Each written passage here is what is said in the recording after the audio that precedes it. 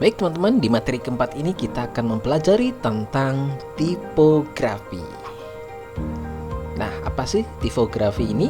Tipografi adalah teknik memilih dan menata huruf dengan pengaturan penyebarannya pada ruang yang tersedia, tentunya ruang desain, untuk menciptakan kesan tertentu dan untuk meningkatkan kenyamanan membaca. Jadi intinya berkesan dan bikin nyaman. Contohnya, apakah menurut Anda ini sudah cukup berkesan dan bikin nyaman?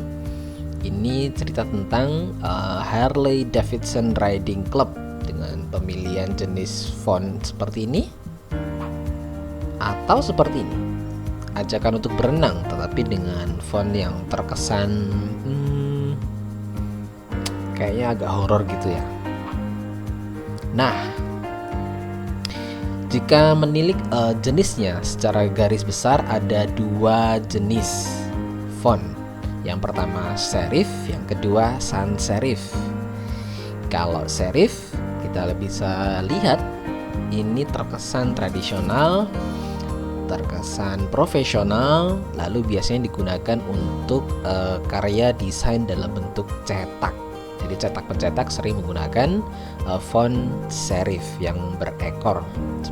Kalau teman-teman lihat ini ada ekornya. Lalu untuk yang sans serif lebih modern, lebih bersih, clean, dan terasa lebih dekat. Karena ini sering digunakan untuk teman-teman membuat karya desain digital atau dalam penggunaan di internet. Nah, pembagian lainnya selain serif dan sans serif ada roman. Ini kalau dalam bidang desain grafis sama juga punya kesan klasik, anggun, tegas, lemah gemulai, dan feminim. Biasanya digunakan untuk novel kalau tidak salah. Mungkin teman-teman kalau punya novel di rumah bisa diperiksa rata-rata novel yang bagus, novel yang masuk kategori bestseller itu menggunakan jenis font roman karena lebih mudah dibaca.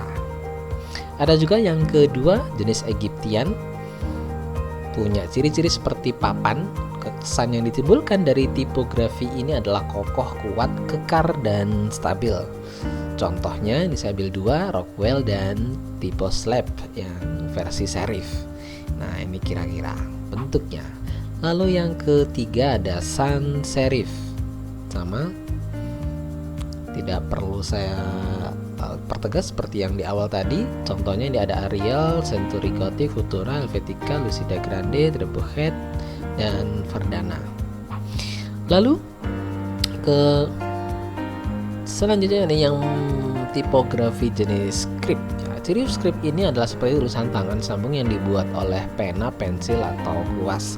Kesan yang ditimbulkan dari jenis font ini adalah pribadi dan akrab. Ada dua contohnya, meskipun yang lain masih banyak sekali, ada freestyle script dan French script. Nah, ini contohnya.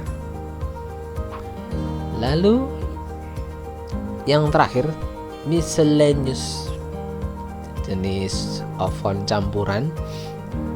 Karena jenis font miscellaneous ini sering digunakan atau diambil dari gabungan beberapa tipografi yang sudah disebutkan.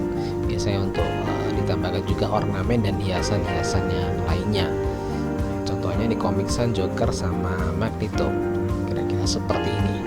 Dan jika teman-teman menggunakan karya desain untuk profesional, biasanya kami tidak menyarankan teman-teman menggunakan jenis font yang seperti ini untuk agenda profesional atau untuk karya desain yang profesional, korporasi, organisasi, sekolah, dan sejenisnya.